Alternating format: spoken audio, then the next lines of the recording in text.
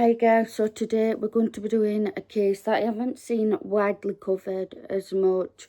I know it were big when it first came out, but I haven't really seen many cases, like many true crime channels. I may be just missing them. So I'm going to do this case. I think I've got all the information. There might be more, I know this is all the information that I've got. There might be more, but I'm not 100% sure. Because I was just, when I'm researching, I look at other videos. I look sometimes online as well, on crime groups, on Google, you know. I know Wikipedia isn't always best, so I try not to look on there as much. But if I can see something and it says it same thing somewhere else, then I feel like it's a bit more likely to be true. So we are going to be talking about this case. So in 2012, a tragic murder took place. In fact, not just one or two, 26 lives, full of promise, hope and determination to live life as best as they could. 20 of them lives were just children of only 6 and 7 years old.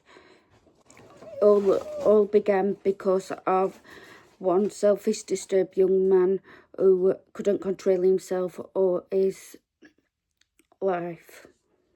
Now let's get into the case. So first I'm going to talk about the background of the killer. Obviously, anything anyone's been through, it doesn't give them a right to do things, but sometimes you can see if they've been through something, it can alter how you think a little bit, and it can alter the cases a little bit in general. Not in my personal opinion, it don't, but like, as far as I'm concerned, if you do something, it's your own. No matter what you've been through, you shouldn't. A lot of us have been through things, and we just don't go around murdering people and assaulting people, especially vulnerable people. So I'm going to edit out any extra bits that don't need to be there, that's, you know, or like repeated information or anything like that. So let's get into his background. So his name is Adam Lanza. I'm hoping I'm spelling his last name right. I'm not good at pronouncing things, but Lanza sounds like it is. Anyway, Adam was born in 1992. He started getting, because I can't pronounce that word right now. Sometimes I can pronounce it, sometimes I can't. Certain behaviours in early life. Adam's life was fairly privileged background. Although his parents divorced, he had an older brother. Adam's mother didn't need to work at the time, so she focused on a lot of her attention on Adam. And it said that this made him become more needy. A bit like, well, I don't need to do out for myself, and then like listen to anybody else or whatever. He kind of just had an attitude, you know what I mean, from early start, and because that made him more needy, he just thought it kind of made him feel like he only mattered, nobody else in the world. Obviously, sometimes that doesn't. Most of the time, that doesn't happen with most people. But obviously, there's a few people that turn out to be like that. If they've had too much done for them, too much attention on them, they've tend to think, well, I'm the most important person here, and nobody else matters. Jenna. My cat always likes to be naughty when I'm doing a video. And it said that Adam actually had development delays and OCD, which a lot of people have, you know. He apparently had poor social skills. I think that could be to do with his development delays. But a lot of people have these problems, you know, extra needs, learning disabilities, learning difficulties, autism, ADHD, OCD. A lot of people have all them kind of things, right? But unlike majority of people in the world that has it, Adam's issues ended up expanding beyond an awkward child or a child just being shy. He had Asperger's syndrome. I probably butchered that word, but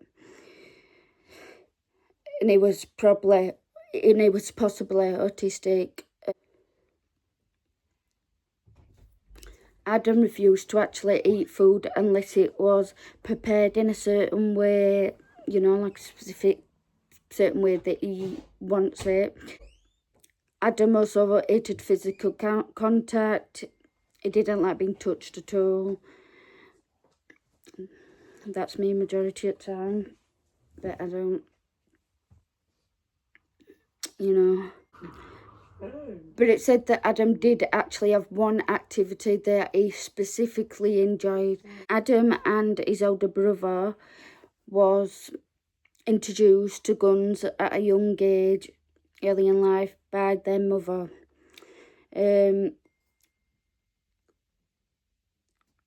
His mother and father didn't actually see it a problem at the time, and you know, they just thought it's just a little, you know, it's just an activity for them. But I don't think it's the most sensible decision to introduce kids to guns at all at a young age, if ever. And because of this, Adam ended up actually becoming obsessed with these guns. And so that was I don't know what other outcome you'd expect. Is a boy you've introduced into guns or young, and now he's obsessed with them. I just don't understand, in my personal opinion, what you'd expect different by introducing guns to a young boy. And yes, his brother didn't become, you know, an healthy obsessed with him, but he could have as well. So, but like I said, his parents didn't see it as a problem at the time. And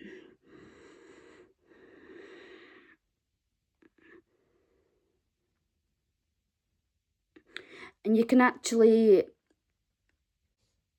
say that, I guess, that it become obsessed with guns as well because it's something he could bond with over his mom, with his mom. And, you know, when you have shared interests with someone, especially a parent, you're going to, you know, thrive off that because, and especially with a parent, because whatever he was getting attention at that time, they was enjoying the same thing. There was happy with that, you know. It was just a shared interest, and his mum didn't see out wrong with it, and slowly we're making Adam an aggressive, horrid person, which I think is fair to say, even at this point. Because what child doesn't want to share an interest with their parent, as I was saying, that's the thing as well. So as we said, his mum thought this was okay, but in reality this wasn't doing Adam any good whatsoever. And every time there was a problem with Adam, his mother would just ignore it and leave it. And a problem left and ignored is obviously going to get worse. And any advice, information she got off professionals, specialists, she just ignored.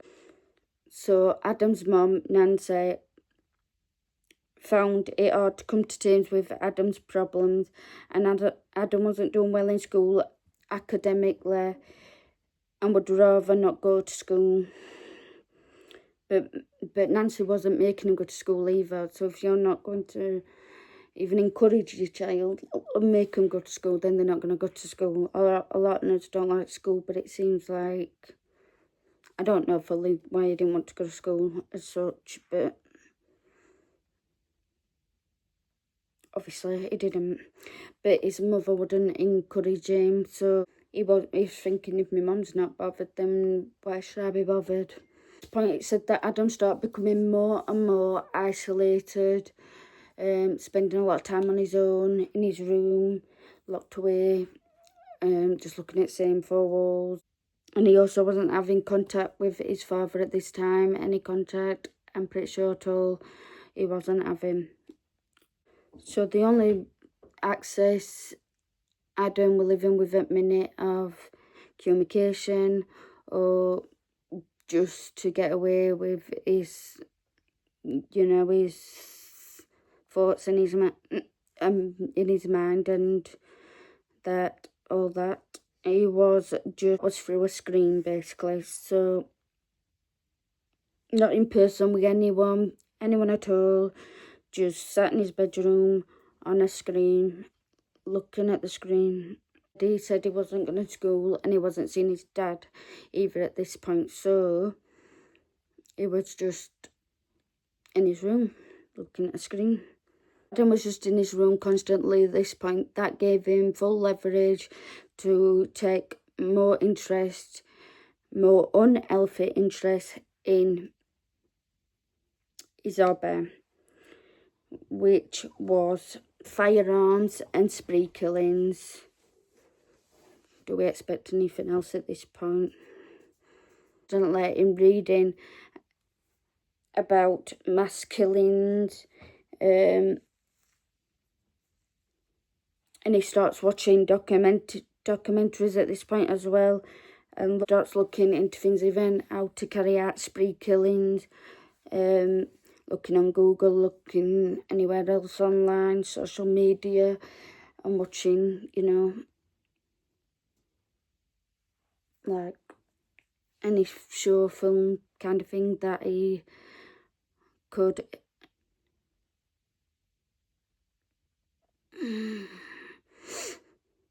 He would take, so while he's reading everything, watching everything, all on this about killings, he was taking every bit of information in, but obviously he was taking it in an unhealthy, obsessive way.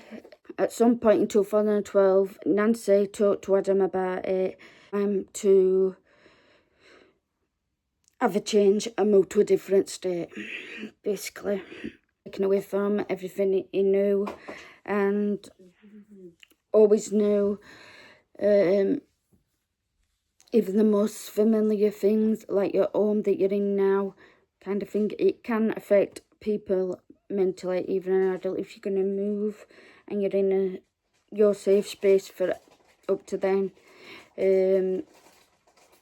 Moving isn't always the best thing for some people. I think parents need to think about it clearly before suggesting that idea to the kids. Been upsetting for everybody as well to be taken away from everything, However, what he goes on to do will never justify in any shape, form or way of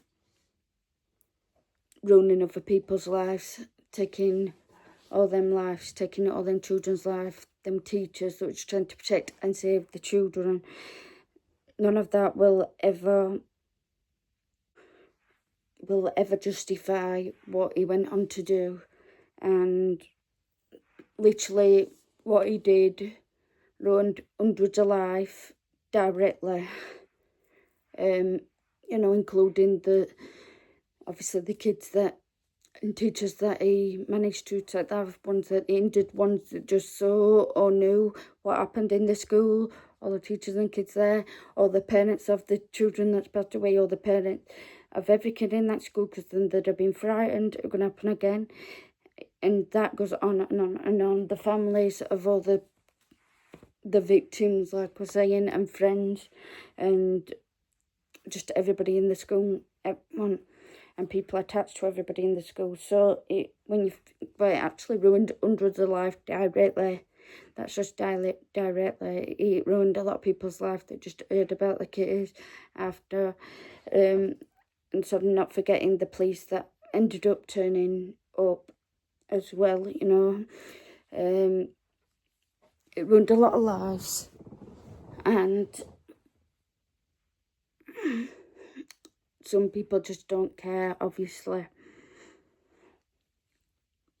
But now we'll get into what happened, and as usual at the end I'm going to talk about the victims because they're the most important part here, and I like to share anything about them, that of what kind of person they were, what they were into, that kind of thing.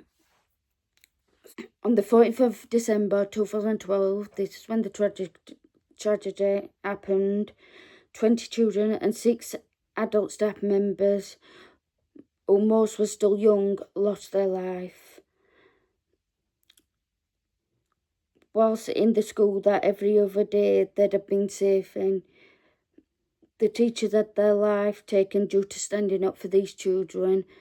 Instead of running away, they was throwing themselves in front of the children and hiding the children in cupboards just to try and protect these children, so they could keep them away from the mass shooter, of course. And, you know, that day, I salute all them teachers, you know, the group power, extra compassion, in second, despite being scared themselves for their own lives, and everybody's all together around them. They saved many children as they could, and there was a lot, obviously 20 children that did lose their life because they was defenceless and full of innocence. It's really, really, I can't imagine what it was like at the time as they had the shooter, and then the teachers trying to hide the little kids in the cupboard, under chairs, trying to tell, when it come to a room, one of the teachers that ended up dying when the shooter come to the room, she actually said that the children was in a different room in the school. But unfortunately, she had hidden them in the cupboard, but then unfortunately he fired a shot, and the kids come out scared, and obviously they wanted to make sure the teacher was okay. So then unfortunately a lot of kids got shot. You know, that morning was normal. Parents got their children up, got them ready, given the breakfast, brushed the teeth, helped them with what they needed, packed the lunch, and got them off to school as normal. But this time, that would be the last time they ever took hold of their child's hands, ever put them in the car to get them to school, and they never knew that would be the last time they would see their children. And they shouldn't have had to have imagined it, either, because, you know, you send your 6 and 7-year-old kids to school and you expect them to come up. Heartbreaking knowing, after start realising, oh my God, I didn't know that this morning was the last time I was going to touch my child, hold my child, and take him to school for a time part of my normal daily routine, and never see the children alive again. Also, the teachers got ready as normal, ready to go into school, a job that they love to do, look after children, care for them, love them, teach them, help them, give them love, give them praise, help them with anything they needed. Little did they know their career, some of the children, and their lives would be over in a short a period of time of getting to school to start that day. And that's because Adam decides he's going to complete a massacre. So now it's no longer he's looking at this obsessive of what he wants to do. It's now he's going to do it, and without any teacher or child in that school knowing. That morning, Adam was getting ready to go to the school and dorm as many people as he could. He dressed himself all in black, put his gloves on, then got his weapons ready. So the first person Adam kills before he even goes to the school after he gets ready is his own mother, Nancy. Adam then drove his mother's car to Sandy Hook Elementary School. At Sandy Hook Elementary School, it had an electric lock that locked at 9:30 in the morning. But when he got there just after 9:30, he shot through the gates basically, and he managed to get in. And then he started going from class to class, from building. As soon as he got in the building, he was going from class to class, doing as much as he could to ruin everybody's life. No one knew what was happening straight away. Several calls started going into 911 of teachers saying there was something going off in the school, and they heard gunshots. Adam was going into any class that would open and started opening fire on innocent children and teachers who was terrified for their life. It was said Adam barely said anything to any of the victims other than the odd time saying, "Oh, look at me," or "Look at them." When police got there, before a standoff could occur, Adam had actually turned the gun on himself. What a fucking coward. Next. No.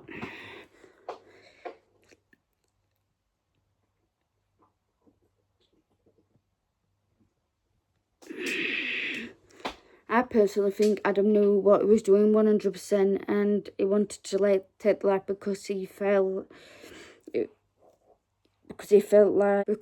crap about himself, and that he didn't have any control over himself at this time or his life, and just because I think he's evil altogether. I don't think there's any medical reason, physically or mentally, or what led him to do this. I think he did it all deliberately. It was so carefully planned, and I think he could have even been planning longer than people knew to actually commit such a crime. To have some sort of disability, but in this case, I think he knew exactly what he was doing, and as a result of him preying on the innocent 20 children and 6 adults had their lives taken, and that is unforgivable. And obviously everyone in the school was left terrified. Of course, many people's lives were ruined, the victims' family, friends, first and foremost.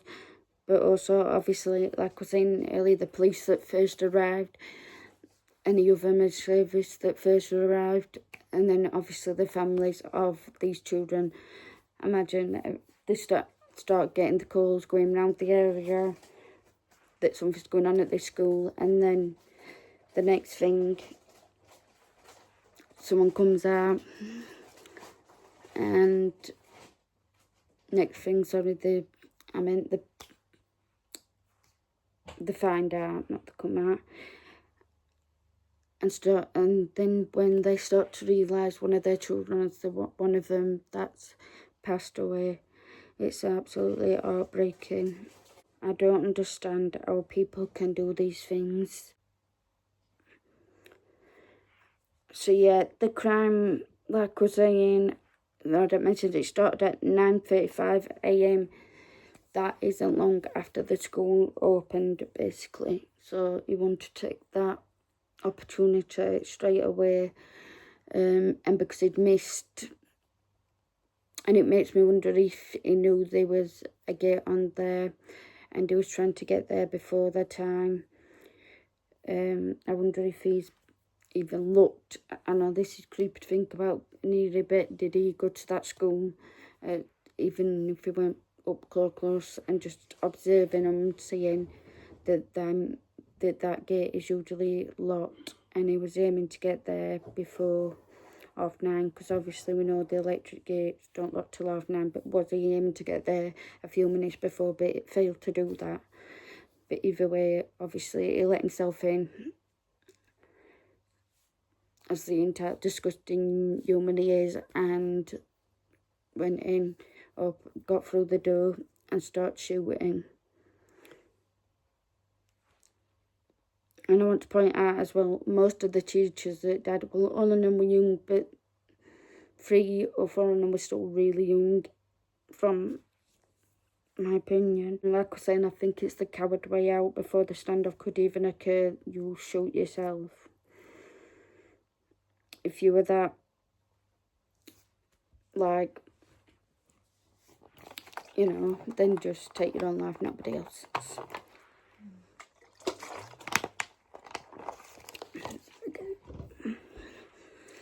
So that's basically all the information I've got on it.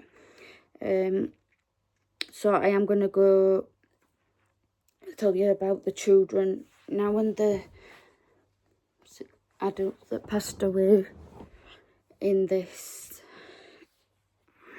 case. So I've just put the names on and then a bit about them each going down, so I'm going to go down and go through them.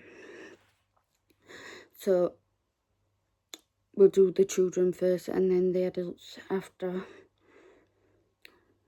Jessica Records was born on the 10th of May 2006, and she was only 6 years old when this crime occurred. Jessica was a beautiful, bright and happy little girl. Jessica loved writing and playing with her brother, and she absolutely adored horses. Her parents actually had to promise that they would get her horse. I think it was for her 10th birthday, but obviously never got to that because she was only 6. And her life was cruelly stolen. And then Daniel Borden, born on the 27th of September 2005. He was 7 at the time of the crime. Daniel was a kind-hearted, bright, funny and sweet little boy. Daniel enjoyed soccer and swimming, but most of all, he loved to spending time with his family, including playing the drums with his siblings. Olivia Rose Engel, born on 18th of July 2006. She was 6 at the time of the crime. Olivia was a beautiful, sweet, generous and creative little girl. Olivia enjoyed Girl Scouts. She loved dancing, swimming, and Noah Posner, born on 20th of November 2006. He was 6 at the time of the crime. He was known as an energetic, loving little boy, and it was the light of his family's life. Unfortunately, I couldn't find anything about him, but I may have missed it because I think I was going to take, and unfortunately I haven't. But if I see it before while I'm editing, if I go and look, and I'll add it. So the only thing I could find about Noah was that his favourite food was tacos, and he wanted when he grew up to be a doctor or a taco factory manager or a soldier. Jack Pinto, born on the 6th of May 2006, he was only 6 years old at the crime. Also, Jack was a handsome, lively and energetic little boy. He enjoyed many different sports, including basketball, baseball, flag football, snow skiing and wrestling. Madeline Feng, HSU, I don't know if you just say it as HSU, was born on the 10th of July 2006. She was only 6 at the time of the crime. Madeline was a beautiful and shy and friendly little girl. She absolutely adored animals. Chase Michael Anthony I don't know if I can say that last name, Kowalski, maybe. Born on the 31st of October 2005, only 7 years old at the time of the crime. Chase was a handsome, fun and loving little boy. Chase enjoyed sports including baseball, running and Cub Scouts. And then Dylan Christopher Jack Oakley, born on 8th of March 2006. He was only 6 at the time of the crime. Dylan was a handsome, loving and energetic little boy. Dylan loved jumping on his trampoline, watching movies and playing video games. Alison Noel Wyatt, born on the 3rd of July 2006, age 6 at the time of the crime. Alison was a beautiful, kind-hearted, special little girl who had the capacity, even at a young age, to form a special bond with anyone she met. Alison enjoyed drawing, going to school and making her parents laugh. Caroline Phoebe, I can't pronounce the last name, Previdi, spelling Previdi. Born on the 7th of September 2006, only age 6 at the time of the crime. Caroline was a beautiful, happy and loving little girl. Caroline loved to draw, dance and she enjoyed going to church. Jesse McCord Lewis, born on 30th of June 2006, age 6 at the time of the crime. Jesse was amazing, brave and full of love and light. Jesse loved to go on adventures. He absolutely adored toy soldiers and he loved spending time with his family and family pets. And I did just want to add about Jesse. On the day the tragedy happened, he attempted to save other children, and I don't want to cry, but he attempted to save other children. He helped 9 children escape that day. Due to his bravery, he saved 9 lives at 6 years old. And then Avril Richmond, born on 17th of October 2006, only age 6 at the time of the crime. Avril was a gorgeous, kind and energetic little girl. She had a big personality. Avril, I think it's pronounced Avril and I'm not even sure. Enjoyed swimming, horseback riding, kung fu, ice skating and listening to music. In 2019, Avril's father joined her in heaven. So, and then Anna Grace Marcuse Green, born on the 4th of April 2006, just age 6 at the time of the crime. Anna was beautiful, spunky and incredibly loving little girl. Anna loved to sing and go to church. She was musically talented like her father. James Radley Mattalul, I'm not sure you pronounce his last name.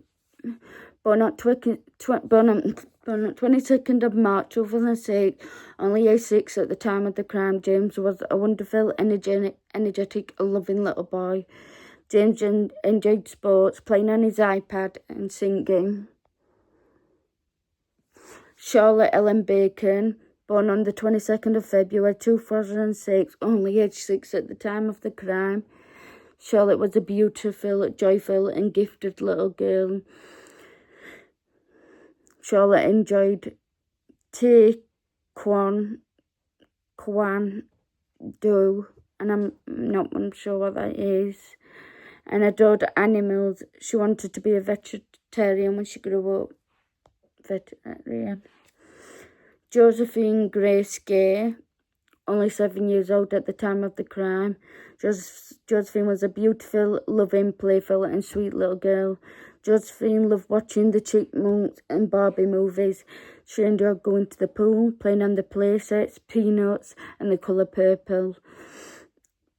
One of Josephine's classmates, who also had her life taken that day, Emily, bonded over shared love of Barbies, pretty clothes and fancy Nancy books. They become best friends. Benjamin Andrew Wheeler, born on 12th of September 2006, only 6 years old. Benjamin was a loving, bright and spirited little boy. Ben enjoyed swimming, soccer and playing the piano. He was a big fan of the Beatles. Emily Alice Parker, born on 12th of May 2006, only 6 years old at the time of the crime. Emily was a beautiful, precious, loving, compassionate little girl. Emily enjoyed drawing and reading. Emily also loved to dress her two little sisters up and playing Barbies with Barbie. Catherine Violet Hubbard, born on 8th of June 2006, only age 6 at the time of the crime. Catherine was a beautiful, sweet, compassionate little girl, and she absolutely loved animals.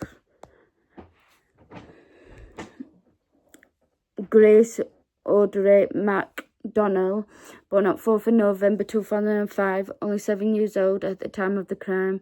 Grace was a beautiful, bright and sweet little girl. Grace loved to paint and go to the beach. And then it goes on to the adults. But just a quick question, did that seem like it took forever? If it did, I'm sure it felt like it took longer than that when them children were being shot.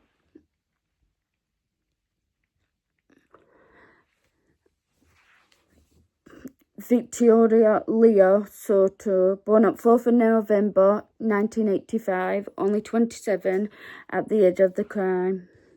Victoria graduated high school in 2003, then earned a bachelor's degree in both education and history in 2008. She was then enrolled in graduate school. Victoria was a beautiful, caring, creative, courageous and happy young lady. Vicky loved her dog, flamingos, which was her favourite animal, and she loved Christmas. She was the designated picker and the Yankees. She loved her best friend Rachel, her siblings and her extended family. Vicky, above all, loved teaching her kids. Victoria treated the children like her own and lost her life trying to save them.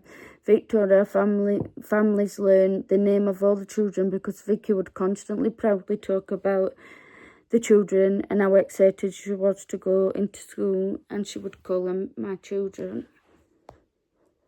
Mary Sherlock, born on the 11th of February 1956, age 56 when she passed away, the time of the crime.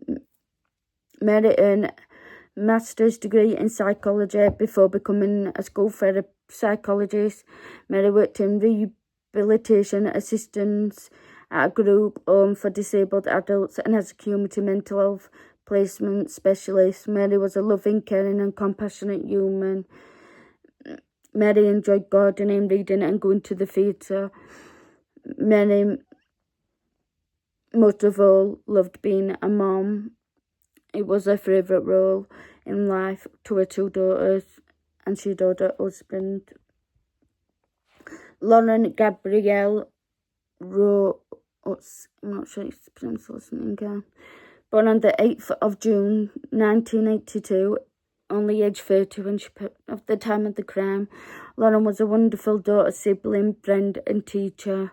She always put her all into everything she did. Lauren got a master's degree in teaching. She became a permanent substitute teacher in fall of 2012 at Sandy Hook. Lauren was known to be generous with a lovely smile.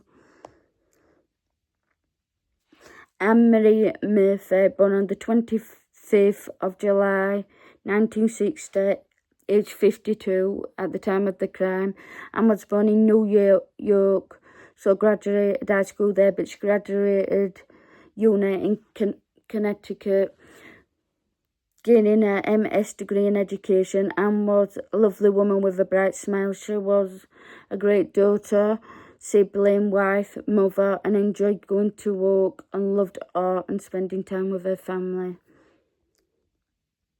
Rachel D'Ivano,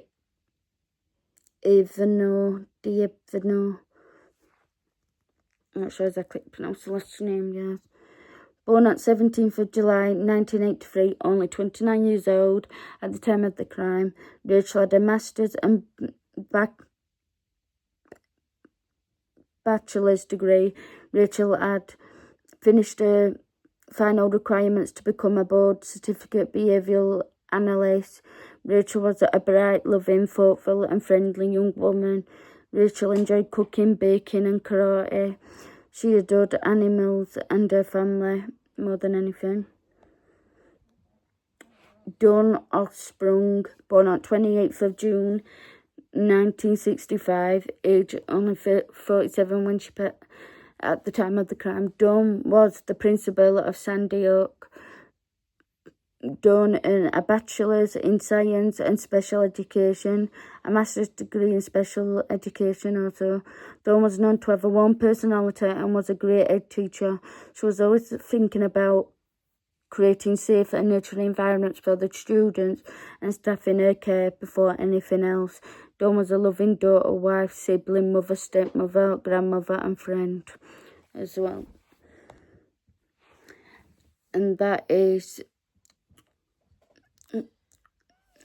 the victims. So at least by telling you about them, we can see that they matter as well, and they do matter more than anyone, especially that scum that took all these innocents' life away. It could have been a lot more, but because of the teachers' bravery, including the ones that ended up unalived, lives were saved, and as well as a lot was lost, lives was saved also. And yeah, just going back quickly to Jesse Lewis. So yeah, on the day of the tragedy, how he saved the other 9 children, escaped the room due to his bravery. So yeah, due to bravery, 9 children escaped his room, and I think that is just amazing and says so much about him at only 6 years old. And he ended up losing his life, bless him. But he'll be remembered for being a hero warrior who needs Superman when you've got little boys like that in the world. and now of course is in heaven. And I hope all these children and adults who passed away know that they will never be forgotten, and they will always be remembered and loved, even by people that didn't know them in person. And gosh, I really hope and pray these families can find a bit of peace until they meet their loved ones again. It seems like the children that passed away had such loving and caring and sweet parents as well.